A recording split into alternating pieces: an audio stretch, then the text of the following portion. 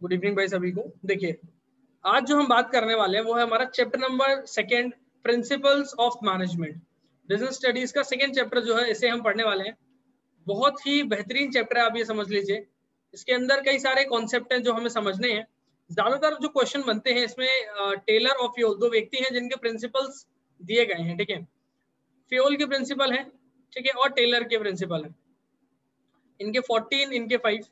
तो ये प्रिंसिपल्स हमें याद करने होते हैं। किसी भी प्रिंसिपल से क्वेश्चन बन सकता है, ठीक है। बाकी क्या है, इनके इंपॉर्टेंस है, ठीक है, फीचर्स है, कैरेक्टरिस्टिक्स है, लिमिटेशंस है, ये सब चीजें। इसके अलावा कुछ वर्क स्टडीज है, ये सारी चीजें हमें लगभग इस चैप्टर के अंदर कवर करनी होती है। बहुत ज्यादा बड़ा चैप्टर नहीं है, लेकिन याद करने के लिए चीजें काफी ज्यादा हैं इसमें।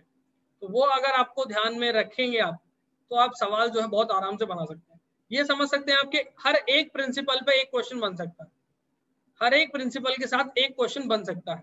तो इसलिए केस स्टडीज आना बहुत जरूरी है। बहुत अच्छे से केस स्टडीज को आपको जो है सॉल्व करना है, तो उसके लिए आपको हर एक प्रिंसिपल बहुत अच्छे से आना जरूरी है। जब आप प्रिंसिपल का कॉन्सेप्ट समझते हैं तो आपको क्वेश्चन करने में प्रॉब्लम नहीं आएगी। आज मैं एक छोटी सी कहानी जो है आपको, ठीक है, एक व्यक्ति के बारे में बताने वाला हूँ। उसके बाद फिर हम क्लास को आगे बढ़ाने वाले हैं। हो सकता है आपने इनके बारे में पहले सुना हो या नहीं भी सुना हो। तो कैरोली एक व्यक्ति थे, ठीक है, और ये जो है हंगरी कंट्री सुना होगा आपने, ठीक है। उस कंट्री के व्यक्ति थे, ठीक है, वहां के थे, और उस कंट्री की आर्मी में ये जो है वहां की आर्मी में थे। अब क्या हुआ, ये जो है ये बहुत अच्छे, मतलब समझ रहे हो, पिस्टल शूटर थे, ठीक है, बहुत बेहतरीन, मतलब इनके जैसा कोई नहीं है, समझ लीजिए। तो ओलंपिक के लिए तैयारी कर रहे थे। अब कहानी क्या है, किस तरह से जो है बढ़ा, क्या चीजें हुई, क्या घटनाएं रही, कि ये अपनी तैयारी कर रहे थे, ठीक है, 1936 की बात है। ये अपनी तैयारी कर रहे थे, और राइट हैंड, ठीक है, राइट हैंड से ये अपना पिस्टल जो है उसके शूटर थे। तो काम करते थे अपना बहुत अच्छे से, मतलब इनके जैसा कोई नहीं था, आप ये समझ लीजिए। इन्हें टक्कर देने वाले लोग बहुत ना के बराबर, ये स्थिति थी। और आने वाले ओलंपिक में ये अपना जो है परफॉर्म करने वाले थे। कब, 1940 में इन्होंने सोचा था कि हम ओलंपिक में जाएंगे। इन्होंने ये सोच लिया था, ठीक है। हंगरी कंट्री की आर्मी में थे ये। लेकिन 1938, 1938 में, ठीक है, एक इनका आर्मी की ट्रेनिंग थी, ठीक है, और उसमें क्या हुआ, ये राइट हैंड से थे। तो राइट हैंड में ना इनके एक बॉम्ब जो है वो ब्लास्ट हो गया। इनका जो राइट हैंड था, ठीक है, बता रहा हूं, इनका जो राइट हैंड था, ठीक है, अब इनके राइट हैंड में क्या हुआ, एक बॉम्ब जो है वो ब्लास्ट हो गया। तो इनका जो राइट हैंड है, डॉक्टरों ने मना कर दिया कि अब उसको हम अगर रखते हैं तो इनका पूरे शरीर में इंफेक्शन हो जाएगा, जहर फैल जाएगा। तो उस हाथ को इनका काटना पड़ा। 1938 की बात है, ठीक है, 1938। और 1940 में ये ओलंपिक के लिए अपना पूरा, समझ रहे हो, मेहनत कर चुके थे, और इनको पूरा भरोसा था कि हम, मतलब ये मान लीजिए कि ओलंपिक बहुत आराम से ये जो है उसमें कंपटीशन में रहने वाले हैं। लेकिन 1938 में जब ये हादसा हुआ तो इनका मानसिक संतुलन इस तरह से बिगड़ा, ठीक है, इस तरह से बिगड़ा कि ये बड़े परेशान रहे, काफी समय तक इन्हें चिंता रही। लेकिन ये उन व्यक्तियों में से थे जो जिंदगी में हार नहीं मानते थे, ठीक है, हालात कैसे भी थे, ठीक है। आज के टाइम में अगर आप देखो, कोरोना की स्थिति देखो, आपके आसपास देखो, बहुत सारी चीजें हैं, लेकिन ये वो व्यक्ति जिसने खुद सफर किया, ठीक है। राइट हैंड से ओलंपिक के लिए जाना चाहता था जो व्यक्ति, और उसका वो हाथ ही नहीं रहा। लेकिन ये डटा नहीं, हार नहीं मानी। 1938 से 1940 के ओलंपिक के लिए इसने अपने उल्टे हाथ से, लेफ्ट हैंड से, ठीक है, कैरोली जो थे उन्होंने अपने लेफ्ट हैंड से उल्टे हाथ से 2 साल लग के प्रैक्टिस करना शुरू किया, ठीक है। मतलब समझ रहे हो दर्द कहाँ था, कि राइट हैंड में जो हाथ नहीं रहा, ठीक है, तो उसके कटने का दर्द। दूसरा, लेफ्ट हैंड से जब ये शुरू कर रहे थे तो नए स्टार्टिंग से इन्हें सब चीजें, समझ रहे हो, स्टार्ट करनी थी। क्योंकि समझ रहे हो आप, अपने अगर बात करें, अगर कोई राइट हैंड से काम करता है, ठीक है, लिखता है पढ़ता है, तो लेफ्ट हैंड से बहुत प्रॉब्लम आती है। या लेफ्ट हैंड से कोई लिखता पढ़ता है तो राइट हैंड को इस्तेमाल करने में प्रॉब्लम आती है। तो कोई भी काम जब हम दूसरे हाथ से सीखते हैं तो समझ लो जीरो से स्टार्टिंग करना पड़ता है। ABCD भी लिखना है तो सीखना पड़ेगा। जीरो से स्टार्ट करना पड़ेगा। तो मतलब समझ रहे हो, एकदम जीरो से इन्होंने अपने लेफ्ट हैंड के साथ प्रैक्टिस करना शुरू किया। 2 साल तक इन्होंने लग करके पूरी मेहनत सर के आपकी साथ आवाज नहीं ट्रेनिंग आ की। रही। और आ गई। म्यूट कर लो। 1940 के ओलंपिक के लिए तैयार जो है, इन्हें लग रहा था कि मैं पार्टिसिपेट कर पाऊंगा, इतना मैं तैयार हो चुका हूँ। लेकिन इनकी किस्मत देखो, 1940 के ओलंपिक कैंसिल हो गए। इन्होंने कहा कोई बात नहीं, 1940 के कैंसिल होने के बाद 1944 के ओलंपिक होने थे, ठीक है। हालात ऐसे रहे, ये भी कैंसिल, ये दोनों ओलंपिक कैंसिल हुए। सेकेंड वर्ल्ड वॉर चल रहा था उस टाइम, ठीक है। तो ये कैंसिल हो गए। अब जब तक ये आगे बढ़े, एक एथलीट जो है, स्पोर्ट्स पर्सन जो है, उसके लिए एज बहुत मैटर करती है, बात आप शायद समझते हैं। तो उम्र इनकी बहुत बढ़ती जा रही थी, लेकिन फिर भी ये अपनी ट्रेनिंग कर रहे, प्रैक्टिस कर रहे थे।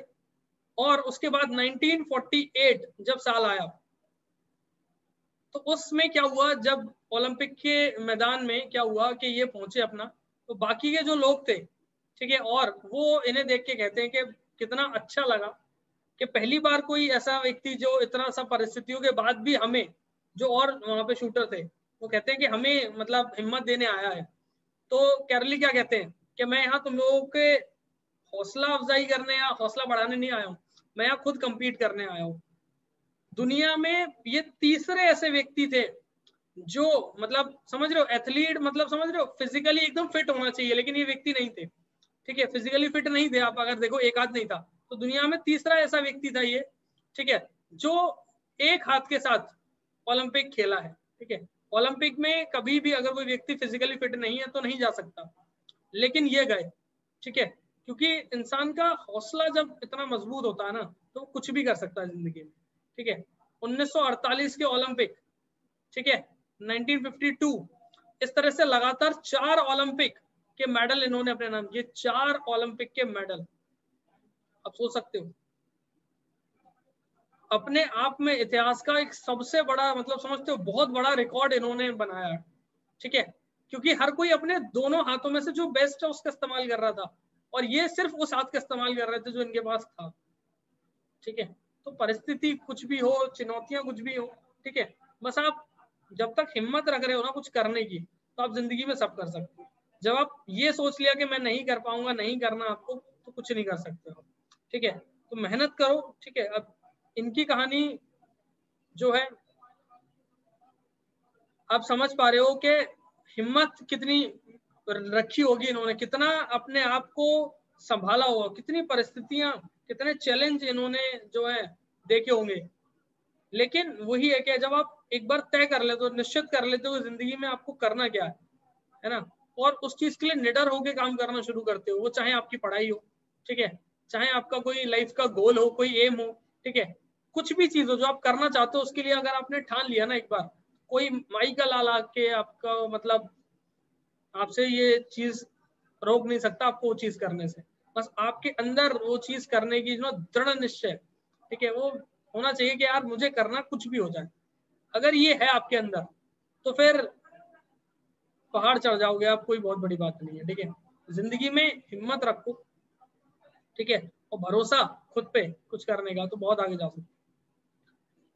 खैर, सेकेंड चैप्टर जो है हमारा, है ना, मुझे बहुत अच्छी लगी जब कभी मैंने इनके बारे में पढ़ा, सुना था, तो मैं, है ना, इनके बारे में यार जब भी कुछ चीजें हैं हर चैप्टर में यार, कहीं कहीं जब भी मुझे कुछ मिल जाता है तो मैं ऐड कर देता हूँ, ठीक है। जो चीजें प्रभाव दे सकती है, कुछ नया सिखा सकती है, उनको आप तक पहुंचाने की कोशिश रहती है, ठीक है।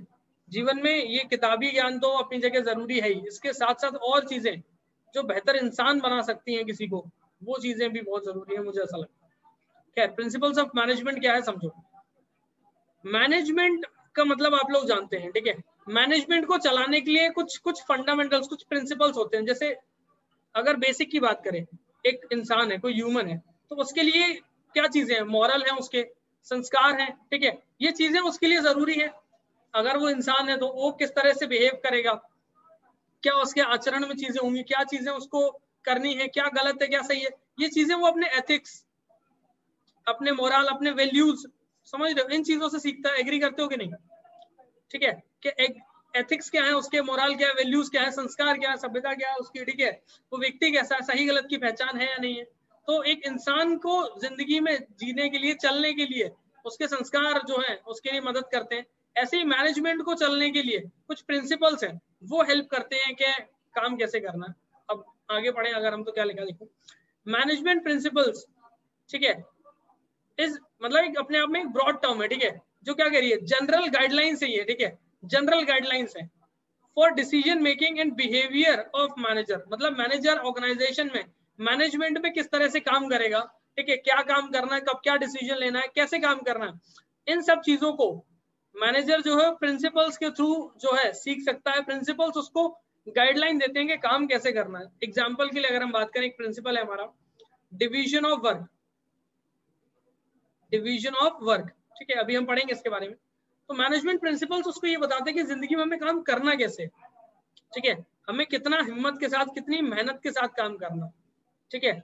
तो ये चीजें मुझे लगता है आप समझ पा रहे होगे क्या मैं कहना चाह रहा हूँ, ठीक है, कि हमें कितना हिम्मत और कितनी मेहनत के साथ काम करना और किस दिशा में, ये गाइडलाइन प्रोवाइड करते हैं। जैसे डिवीजन ऑफ वर्क है, कोई मैनेजर है जो काम कर रहा है, कोई मैनेजर है जो काम कर रहा है, तो सीन क्या है कि उसको काम कैसे करना है, कि काम को डिवाइड करके करो, आसानी से हो जाएगा। तो कुछ प्रिंसिपल्स हैं जो मैनेजमेंट को और मैनेजर को हेल्प करते हैं डायरेक्शन प्रोवाइड करने के लिए कि उसको ऑर्गेनाइजेशन में, कंपनी में रहकर काम किस तरह से करना है, ठीक है।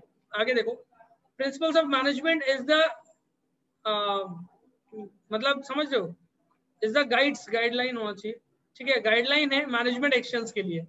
मतलब मैनेजमेंट में क्या एक्शन लेना है, कैसे काम करना, उसके लिए गाइडलाइन प्रोवाइड करते हैं कौन, मैनेजमेंट प्रिंसिपल्स। बस इतनी सी बात यहाँ पर की गई है।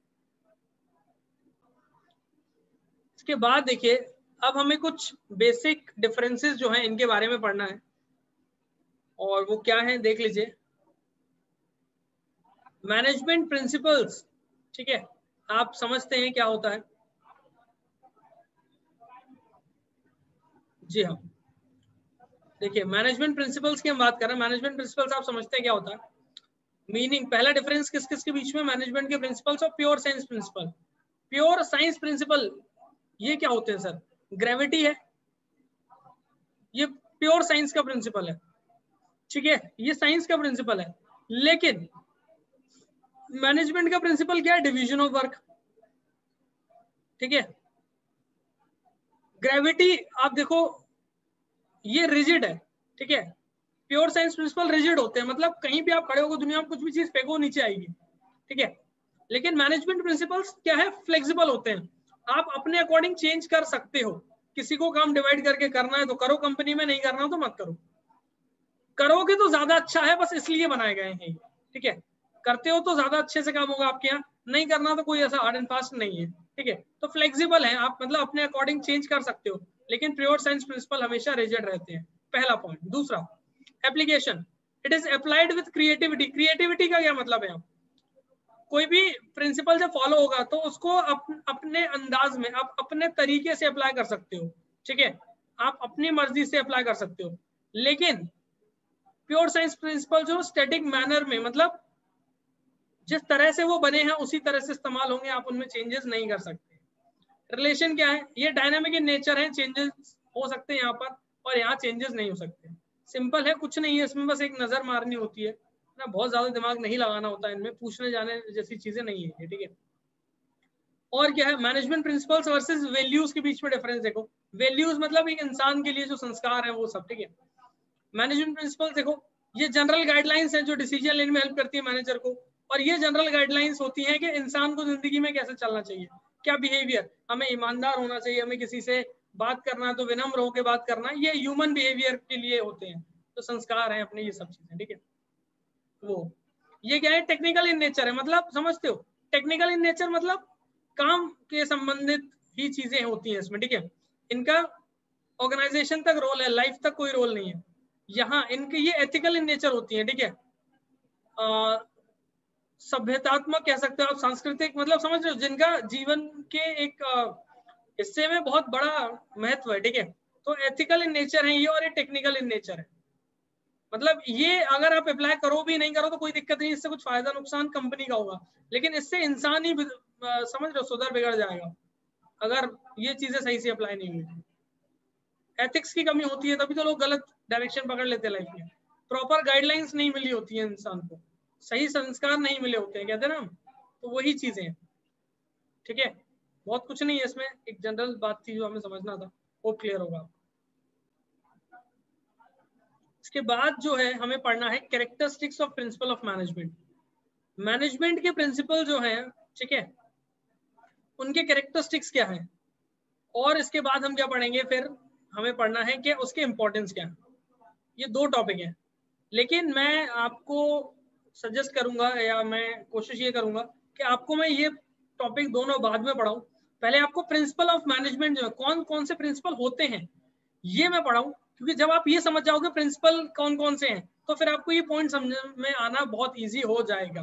ठीक है, जब आप प्रिंसिपल समझ लोगे क्या क्या होते हैं, तो ये चीजें आपको समझ में आना ईजी हो जाएगा। ठीक है, तो जब भी आप नोट्स बनाए, कोशिश करना अगर आप पहले जगह छोड़ दोगे इनके लिए, ठीक है, आपके पास नोट्स हैं, इनके लिए देख के जगह छोड़ देना, हम पढ़ेंगे तब इनको लिख लेना, और इसके आगे से जो है हम पहले प्रिंसिपल समझेंगे, वापस फिर आके इन्हें हम डिस्कस करेंगे।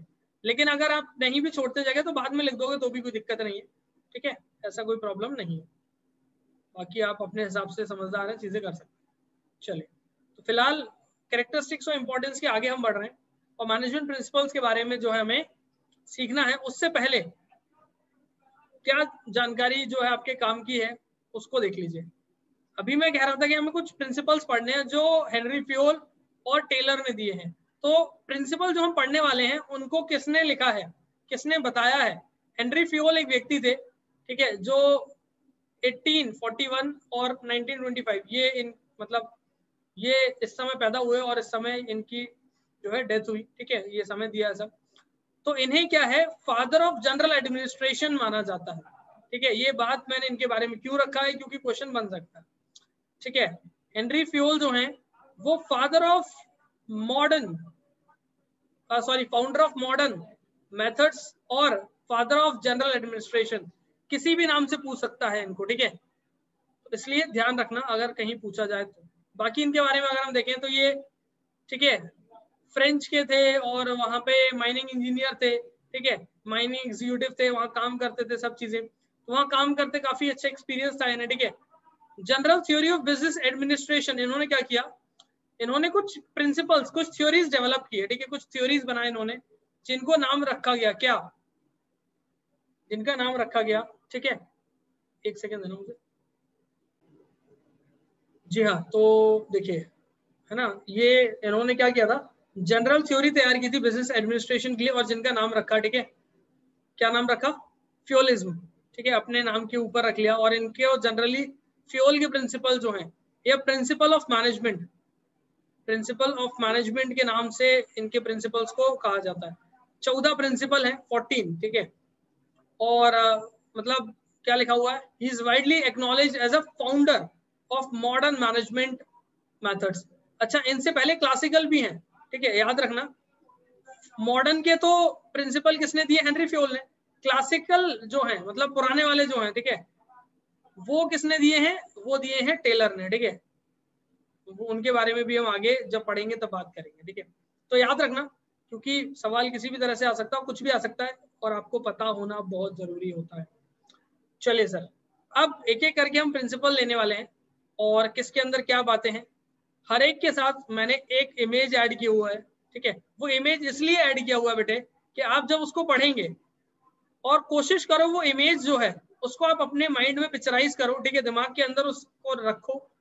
आपको प्रिंसिपल याद रहे ना रहे, वो इमेज अगर याद रह गई तो आप अपने हिसाब से उस बात को थोड़ा बहुत जोड़ के एटलीस्ट एग्जाम में काम जो है अपना चला पाओगे। लेकिन कोशिश करो अच्छे से याद करो। ठीक है, और इमेजेस को बस देखते जाओ तो आपको चीजें क्लियर होती जाएंगी। ठीक है, चलिए शुरू करते हैं। सबसे पहला जो प्रिंसिपल है जिसकी हम बात करने वाले हैं वो है principle of division of work. आप नाम से समझ रहे होंगे क्या बात होने वाली है यहाँ पर। कोई भी काम जो है, चलो पहले एक बार पढ़ लेते हैं क्या लिखा है ना, फॉर्मल रीडिंग दे लेते हैं। According to principle, according to this principle, the whole work must be divided into small task और जॉब। ठीक है, must be assigned to a trained specialist who is able to perform it. देखो सुनना, एक काम है, ठीक है, एग्जाम्पल, अगर जनरल एग्जाम्पल, ठीक है, और फिर हम बिजनेस एग्जाम्पल पे आएंगे। ठीक है, जनरल एग्जाम्पल क्या है, देखो कि घर में क्या शादी होनी है, ठीक है, शादी होनी है, तो अब क्या करेंगे अपन, इस तरह से काम को डिवाइड कर देंगे। ठीक है, एक पूरी टीम जो रहेगी, एक पूरी जो टीम रहेगी उसको दे दिया अपन ने हल्दी का प्रोग्राम करवाना है आपको। ठीक है, एक को दे दिया पूरा संगीत का कराना, मुझे नहीं पता क्या क्या होता है लेकिन ऐसे बता रहा हूँ। ठीक है, एक को पूरा देख लिया कि गेस्ट को देखना है। ठीक है, एक को बोल दिया कि भैया केटरिंग वाले को देखना है पहले। ठीक है, पूरा है ना, और एक को बोल दिया कि डेकोरेशन देखना है। समझ रहे हो, तो क्या कर दिया अपन ने, छोटे छोटे टीम बना दिए। जो अब जैसे कोई खाने पीने में बहुत बढ़िया है, ठीक है, 4 लोग, तो उनका एक पूरा बना दिया केटरिंग वालों का। जो समझ रहे हो सुंदरता में बहुत अच्छे, उनको पूरा डेकोरेशन का दे दिया। जो एकदम है ना, एकदम एक्टिव से लोग हैं, उन्हें गाना बजाना संगीत वंगीत ये सब दे दिया। जिनका मिलना जुलना है लोगों में, तो उनको गेस्ट का काम दे दिया सबको, 3-4 लोगों को। तो इस तरह से क्या है, काम को डिवाइड कर लो। जो जिस चीज में एक्सपर्ट है, स्पेशलिस्ट है, माहिर है, ठीक है, उसको ऐसे टीम बना बना के काम को जो है अपन डिवाइड कर दो, तो सबसे बेस्ट है वो। ठीक है, समझ में आ रहा है, तो ये चीज करना चाहिए। पहला प्रिंसिपल यही कह रहा है कि देखो कोई एग्जाम्पल है, ठीक है, कि यहाँ पर कंपनी जो है जितना प्रोडक्शन करना है वो काम पूरी एक टीम को दे दिया, तो पूरी प्रोडक्शन टीम बना दी उन्होंने। ठीक है, पूरा जो है जो बन गया उसको पूरे को क्या करना है, अब खरीदा भी होगा मान लो, पहले तो परचेज टीम ने खरीद के लाया होगा पूरा।